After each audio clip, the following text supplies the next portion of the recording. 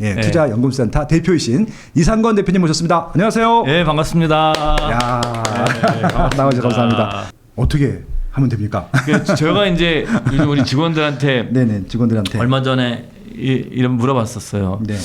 뭐 주가가 많이 폭락했는데 적립식으로 뭐 S&P 500 ETF 같은 거 투자를 하거든요, 우리 직원들. 저도 하지만 그래서 네. 그래서 불입하고 있지 사고 네. 있지 그랬더니 대답을 안 해요. 그래서 왜 그랬더니 불입을 중지했다고 그래요. 그래서 왜요? 더 떨어질 것 같으니까. 그래서 제가 이제 좀 마이너스가 크구나 좀. 저희 직원들한테 아니죠, 그게 뭐 크진 않아도 예. 더 떨어질 것 같은 거가 두려운 거예요. 예. 그래서 전 우리 직원들이 저희 부서 저희 센터에 오게 되면 그 투자 경험이 없는 직원들이 오게 되면 저는 꼭 제가 선물을 하나 해줘요. 왜냐면 구글에 들어가지고 네. S&P 500 200년치 그래프를 뽑아줘요. 200년치. 예. 200년치 그래프 하나씩 뽑아주면서 네. 너희들이 이제 주식을 팔고 싶을 때, 예. ETF를 팔고 싶을 때, 네. 펀드를 해약하고 싶을 때 어. 이거를 팔아. 어. 그러니까 200년 동안 올랐니 안 올랐니 네. 계속 올랐다. 어. 미국 S&P 500은 예. 계속 올랐다. 근데 자세히 보면 예. 두 번 동안은 돈을 못 번 시기가 있다. 오랜 동안. 그러니까 보통 2, 3년 봐라. 2, 3년 지나고 나면 다 회복되지 않았느냐. 근데 딱 두 번만 한 10년 정도 헤맸다. 그게 1929년도 대공황. 대공황. 미국 그 경제 역사상 가장 참혹했던 시기. 네네. 그다음에 요즘 논란이 비슷한 논란이 있는 70년대 스태그플레이션 시기. 아. 그러니까 요 두 시기는 예. 내가 그 딱 한 10년간 그래프가 평평해요. 아. 크게 보면. 왜냐면 이게 뭐 자세히 보게 되면 굉장히 변동성이 심한 것 같지만 시간으로 느리게 보게 되면 점선이 이렇게 심하지 않고 느슨해지잖아요. 예. 그런 것처럼 요 10년 동안 어떻게 되어 있는 거의 박스권에 갇혀 있는 것 같아요. 아, 지금 한국처럼. 네, 박스권에 갇혀 있는 것 같아요. 10년이나. 네. 근데 그런 얘기 하거든요. 이 시기는 자본주의 역사에서 정말 대단히 어려웠던 시기다. 아, 저는 이제 70년대가 아니라 혹시 2007년, 8년 금융위기가 같이 그때는 금방 다 빠져나왔어요. 그때는 다 2, 오히려 3년 안에 위기도 아니었네요. 네, 2, 3년 안에 다 회복이 돼요. 아. 다 버텼으면 돼요. 근데 그러면 최근에 이 젊은 분들은 위기라고 하는 것도 겪어본 적도 없네. 그쵸, 없죠. 네. 제대로 된 건 없죠. 되게 풍탄한 시기였는데. 정말 힘든 건 이 두 시기였거든요. 그래서 이 두 시기 네. 있다 그러는데 우리 직원이 30대 초반이지 않습니까? 그럼 네. 야, 니들의 입장에서는 지금 10년 지나봤자 40대 초반이다. 네. 그래서 어차피 얘들 또 연금에 넣는 거 아니냐. 연금에 넣는 경우에는 절대 불입을 중지하면 안 된다. 왜냐하면 10년만 버티면 아무리 괴로워도 물론 과거가 데이터 미래를 대신할 수는 없지만 10년 버텨도 똔똔이다. 네네. 어차피 금리 뭐 2, 3% 받는데 그렇죠. 뭐 크게 뭐 무슨 상관이냐. 그리고 적립식으로 늘 건데 예. 그러면 근데 문제는 요 항상 10년 끝나고 났을 때 그래프를 봐라. 네. 어마어마하게 오른다. 못 맞춘다 우리는. 인간은 맞출 수가 없다. 그러니까 우리가 선택할 수 있는 거는 그래서 그냥 모아나가는 거다. 내가 이거를 몰랐다. 나는 주식이라는 것 자체는 사고 파서 돈 참 많이 버는 것은 굉장히 고수들의 영역이다. 네.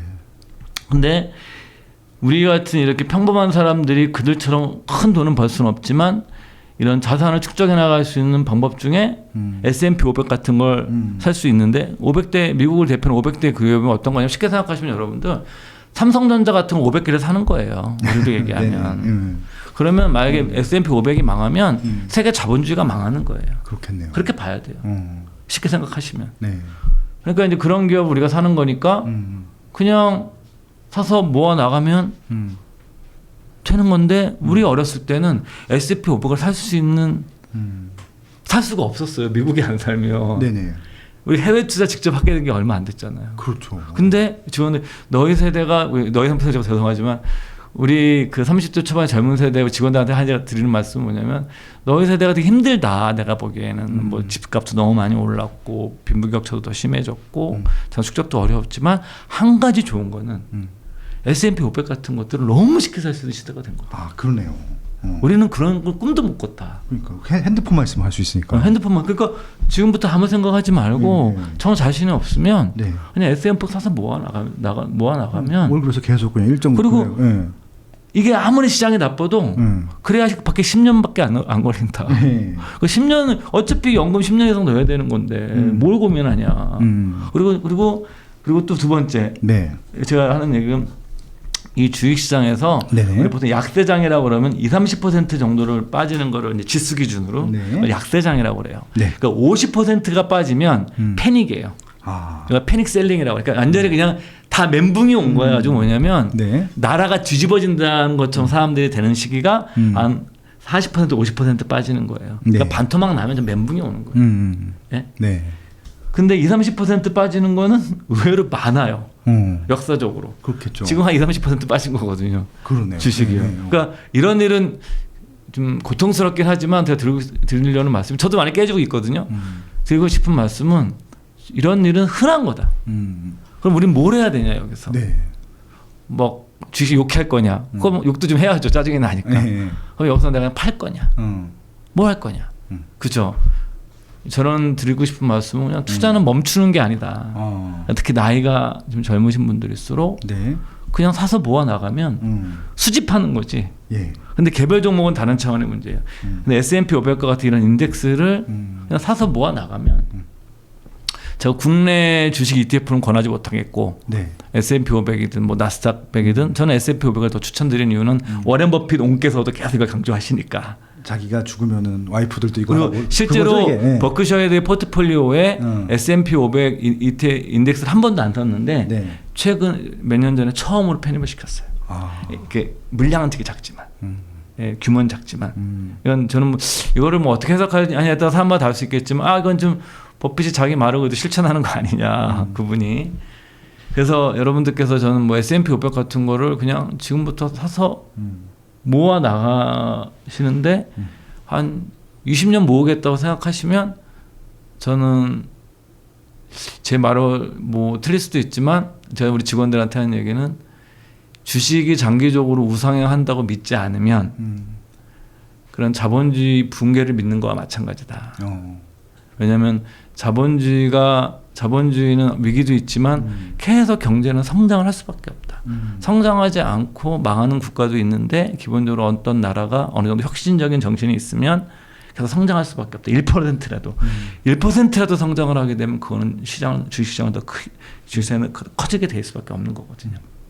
근데 우리가 개별 종목은 어렵지만 뭐 능력 있으신 분 하시고 어렵지만 일반적인 투자자인 경우에는 저는 그냥 S&P 500 같은 거 사서 미술품 수집가들이 미술품을 모으듯이 미국에서 제일 좋은 500개 기업을 삼성전자 같은 기업들을 모아 나가는 전략은 굉장히 좋은 전략이다라고 말씀을 드립니다. 말이 좀 길어졌지만. 아닙니다. 너무 좋았었고요. 야, 이거 너무 좋았던 얘기인 것 같고요. 일단은 안정적이고 보수적이고 꾸준히 할 수 있는 것들. 투자는 쉬지 말라고 말씀하시면서 쉬지 않고 꾸준히 할 수 있는 투자로 일단 대표적인 거 S&P 500. 이게 제 경험을 말씀드리면 우리나라에서 원래 적립식이라는 게 네네. 투자 방법이지 상품 이름은 아니에요. 근데 우리나라에서는 좀 특이하게 이게 상품전 시작돼서 옛날에도 있었는데 이게 본격화된 것이 한 20년 정도 되는 것 같아요. 20년 가까이. 네네. 20년 가까이 돼서 그때 이제 예를 들어서 1억 만들기, 네. 그 저희 미래에셋 그룹이 데이트 쳤다 3억 만들기 이런 식의 정시 펀드가 한국에서 등장을 하면서 굉장히 이게 이제 정시 투자 붐이 2000년대 초반에 생겨나요. 네. 그러니까 저는 뭐 이렇게 투자 특히 잘하는 사람이 아니기 때문에 종목 같은 거 하면 맨날 안 돼요. 근데 제가 그나마 한 거는 한 20년 가까이 매월 정식 투자를 단 한 달도 안 해본 적이 없어요. 돈이 뭐 단돈 5만 원만 넣더라도 네네. 돈이 없을 때는 10만 원만 넣더라도 근데 그렇게 해서 그 시장을 한 번도 떠나본 적은 없어요. 그러니까 큰 돈은 못 벌었는데 네. 그러니까 주식 때문에 막 너무 괴로운 건 없었던 거예요. 왜? 계속 사서 모으고 네. 그냥 시장을 떠나지 않았으니까. 근데 이게 우리가 2년, 3년은 모르겠지만 10년, 20년은 알거든요. 네. 모르거든요. 모르죠. 네. 그래서 연금 투자는 그렇게 하는 게 맞다라고 말씀드리고 싶어요. 연금 투자 지금까지 전혀 고려해보지 않으신 특히 젊은 분들 무슨 연금이냐 벌써 이렇게 말씀하시는 분들이 있는데 지금부터 하는 게 맞죠? 20대부터라도. 특히 이제 젊은 세대가 가지고 있는 가장 중요한 자산은 시간이거든요. 시간이죠, 그렇죠. 네. 시간에 그 복리 효과가 발생하려고 그러면 정의는 뭐냐면 장기 투자자의 신앙이 있다면 종교가 있다면 그건 복리라고 생각을 하거든요. 그래서 여러분들께서 저는 복리교 신자가 되셔야 돼요. 복리교 신자. 예. 그래서 저도 복리교 신자를 저는 제가 뭐 운용사 제가 친한 사장님이랑 얘기를 하다가. 네. 그 얘기를 했었어요. 내가 이 복리라는 것은 교과서적으로 알았고 그런 글도 여러 번 썼고 그 중요한 거 다 알고 있었지만 몸으로 느낀 거는 내가 한 50대 초반 같다.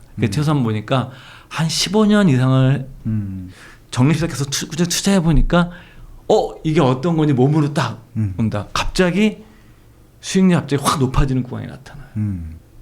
내 생각보다도 더 많이. 네. 그러니까 그거를 경험해 봐야 돼요. 그리고 저는 꼭 말씀드리는 게 또 자문사분들이 약세장을 경험해 보셔야 돼요. 약세장에서 버티는 경험 꼭 해보셔야 돼요. 많은 분들이 약세장에서 포기를 해요. 그렇죠. 아주 고수들은 또 사요. 근데 이건 어려워요. 네. 이건 알아서 하시라고 말씀드리는 거예요. 멘탈이 일단 그러면 나쁜데. 대다수의 네. 분들은 팔거나 가만히 있어요. 둘 중에 하나예요. 그렇죠. 멈추거나 도망가거나. 일단 그 경험에도 해봐야 된다는 거죠. 그렇죠. 근데 저는 돈을 계속 넣는 경험을 해서 그 시장에서도 반등이 되는 시기가 원래 오를 때 반등하는 시점에 수익률이 가장 높아요. 그렇겠죠. 터닝 포인트가 될 때 이걸 반드시 내가 경험을 해봐야 돼요. 몸으로 관념적으로가 아니라 그걸 해본 사람과 안 해본 사람은 그 제 생각에는 이 투자의 시간 길이에 대해서 대하는 태도가 달라요. 확실히. 그럼 지금 좀 빠졌다가 좀 살짝 반등하는 것처럼 보이고 있는 이런 시장이잖아요. 네. 그럼 아무튼 지금도 계속 넣어야죠. 넣는 거죠. 계속 넣어야죠. 계속 버텨야죠. 그래서 지금 한국 쪽은 추천할 것들이 많지 않지만 미국 일단 S&P 500은 무조건 넣어라. 뭐 한국도 뭐 펀드나 이런 거를 잘 고르면 돼요. 근데 그거는 제가 왜냐면 자꾸 S&P 500을 말씀드리는 이유는 S&P 500이 가장 검증이 잘 돼 있고 그다음에 데이터가 제일 미국이 가장 충실하게 되어 있는 지수예요. 그렇죠. 그리고 투자 성과도 분명히 나와 있는 지수고 그리고 또 인류 투자가들이 이 S&P 500 투자 성과에 그분들이 또 옹호하고 있기 때문에 사실은 이거는 거의 어느 정도 합의가 되어 있는 거거든요. 네. 그러니까 근데 딴 것들은 좀 논란이 있을 수가 있거든요. 그래서 저는 여러분들께서 S&P 500을 기본으로 하는 게 맞다라고 말씀드리는 거예요.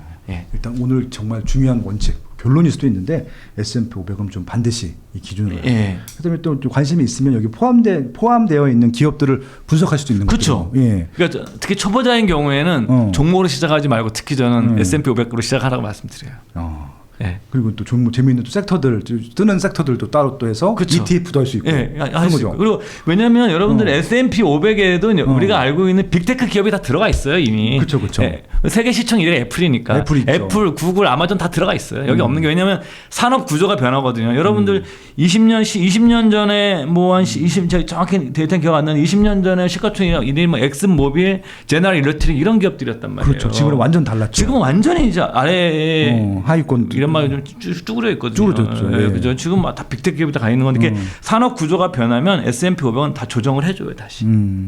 조정을 해주기 때문에 그러니까 리밸런싱을 알아서 해주는 효과도 있어요. 내가 포트폴리오 굳이 고민하지 않아도 돼요. 산업 구조가 변하면 또 바꿔줘요. 그러니까 뉴스를 따로 보지 않아도 그거에 대한 구성비만 봐도 산업 구조가 이렇게 바뀌었구나. 그렇게 좀 알 수 있는 거네요. 그 돈에 제가 이제 어떤 투자책을 읽으면서 눈물이 날 정도로 뭉클한 얘기 거의 없거든요. 네네. 대단하다. 야, 부럽다.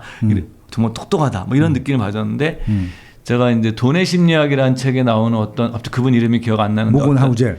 모건 하우젤이 쓴 그 돈의 심리학에 보면은 어떤 시골 주유소에서 일하셨던 그 영감님 얘기가 나와요. 우리가 굉장히 시골 소도시에서 이분이 이제 돌아가시면서 그 지역에 자기가 그 마지막에 청소부로 일했던 그 어떤 병원인가 거기서 어떤 백화점이죠. 백화점 소매상 같은 데였겠죠. 가게에서 하고 거기서 이제 어떤 병원에서도 약간 있었는데 그 병원에서 어떤 분이 당신이 도서관을 가라고 그랬는데 그분은 태어나서 처음으로 도서관을 가본 거예요. 그러니까 대학도 나오신 분이 아니고.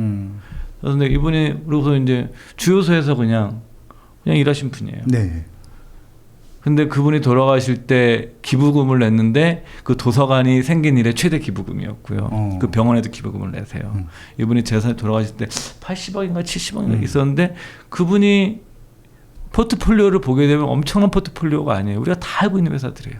P&G, 뭐 예를 들어서 뭐 존슨앤존스, 파이자. 미국의 그냥 미국을 대표하는 그냥 우량한 초우량한 기업들을 이분은 거의 40년, 50년을 한 번도 매도를 않고 사서 모으기만 한 거예요. 월급 받으면 생활비하고 나머지 다 우리.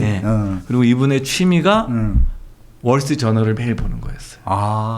또 나름 또 공부를 꾸준히 하신 분이네. 그러니까 이분이 그렇다고 뭐 대학을 나오고 뭐 고등교육을 받으신 분이 아니에요. 네. 그러니까 평생 그 가족들도 이분은 근데 자기가 주식을 팔게 갖고 있으면 시장이 변동 때는 팔고 싶을까봐 아예 주식을 인출해가지고 은행 금고에 넣어버렸어요. 못 찾게. 옛날엔 진짜 증권으로 그런 얘기죠. 그렇죠. 우리 그렇게 지금 할 수 있거든요. 네. 증권 예탁 인출할 수 있거든요. 근데 이분이 그렇게 해서 40년간 이분이 하신 거는 그냥 배당을 잘 주는 우량주들을 돈 생길 때마다 사서 모으신 거예요. 그런 종목들이 대단한 종목들이 아니라 다 우리가 알고 있는 종목들이에요. 근데 왜 그러냐면 이런 거거든요. P&G라든가 3M 같은 회사들이나 미국에, 한국은 아직 그 기업의 역사가 짧아서 그런데 이런 회사들은 100년을 배당을 했어요. 여러분들 뭐냐면 S&P 500에 있는 기업들의 70%가 다 바뀌어요. 10년 안에 다. 근데 어떤 기업이 뭐 100년 가까이 배당을 준다는 것 자체는 정말 대단한 거예요. 그러네요. 네. 배당을 한다는 것은 이익이 났다는 거고. 그쵸. 100년에 한 번도 안 고르고 이익을 했다는 그리고 거죠. 또 하나는 뭐냐면 주주들을 생각한다는 거예요. 그러네요. 주주들을 생각한다는 거예요. 네? 그 우리나라 지금 지배구조 때문에 논란이 많거든요. 우리나라 같은 경우는. 근데 주주들을 생각한다는 거고, 또 이 정도 시간이 흐르게 되면 이렇게 대주주가 또 개인 대주주가 없어져요, 다. 미국도 우리도 그렇게 되겠지만 뭐 국민 기업이 되는 거죠. 그렇죠. 예. 꾸준히 이렇게 되면서 뭐 3M과 같은 회사는 전에 저 어떤 글을 보는데 이 종목을 추천하는 사람 말씀드리는 게 아닙니다. 우리 다 알잖아요. 포스트잇 만드는 회사니까. 3M은 우리의 회사의 경영 목표 중에 하나는 우리 주들에게 100년 이상 배당금을 지급하는 것이다. 이게 아예 자기네 철학이에요. 아유, 멋있다. 멋있죠. 예. 그냥 그분은 이런 주식을 사서 모으신 거예요. 그냥. 근데 부자가 된 거예요. 40년간 사서 모으기만 했더니. 야. 저는 정말 눈물이 핑 돌아가지고 그 모건 헤어젤 책에 나오기 전에 모건 헤어젤이 미국의 사이트 블로그 했던 거를 제가 우연찮게 보고 나서 감동 보고 나중에 책에 나왔잖아요. 그게. 예. 그래서 그 분에 관한 그 부음 기사들을 다 검색을 해서 봤어요. 심지어 가족들도 너무 깜짝 놀란 거예요. 이분이 이제 그 결혼하셨는데 결혼하신 그 분이 그 자식이 있으신 분이었었어요. 그러니까 이제 부인은 재혼이셨던 거죠. 그 자식들한테도 좀 물려주고 저기 이제 의붓실 아들이라고 그러네. 그걸 네, 양자? 네, 그렇죠. 많이 양자. 하여튼 뭐 그렇게 해서 이제 물려주고 기부하시고 그리고 나서 나름대로 행복한 삶을 살고 돌아가신 거예요. 그러네요. 하시고 마무리까지 그냥 여유 있고 그냥. 그래서 저는 제가 봤던 투자가 중에 이분이 삶이 저는 제일 감동적이었던 게 정말 저 평범한 사람이 하루하루 일상을 열심히 살면서 자기 일상을 열심히 살면서 주식 어마어마한 우리가 투자 기법을 가지고 투자한 것이 아니라 그냥 우리가 알고 있는 좋은 주식을 돈 생길 때마다 꾸준히 사서 장기간에 걸쳐서 그냥 모아 나간 거예요. 되게 단순하고 누구나 할 수 있고. 제가 이거를 깨우친 게 몇 년 안 돼요. 저도 그때는 맨날 부러웠거든요. 저게 사고 팔고 저런 종목 어떻게 이렇게 했는데 그런 것이 아니라 그냥 오히려 개인 투자들이 그 돈을 잘 버시는 분들 빼고 평범한 투자자들은 그냥 S&P 500과 같은 그런 인덱스 하나만 가지고도 내가 ETF 뭐 저희 미래에서 ETF면 더 좋겠죠 이런 말을 되게 뭐하지만 그런 걸 그냥 꾸준히 열심히 내가 돈 생길 때마다 사서 나가고 떨어지면 요즘처럼 더 사고 이런 과정만 하더라도 어느 정도 내 노후 준비를 할 수 있다라는 게 그 미국의 그 분이나 미국 주식시장 200년의 전 경험이라고 생각합니다. 그러니까 이제 미국이라고 하는 어떻게 보면은 모범적인 그런 투자 결과를 보여주는 나라가 있었기 때문에 저희가 좀 그렇죠. 근데 문제도 많고 뭐 그렇게 하지만 기본적으로 그렇죠. 가장 세계에서 가장 성공한 자본시장을 가지고 있는 나라니까. 그러니까 시행착오를 또 많이 겪었기 때문에 그쵸. 그에 대한 대처도 빠른 것 같기도 하고. 근데 아무튼 그렇게 일단 그리고 예전에는 그런 외국 주식 사는 게 어려웠는데 지금은 핸드폰 비대면 계좌만 개설해도 할 수 있으니까. 예, 맞습니다.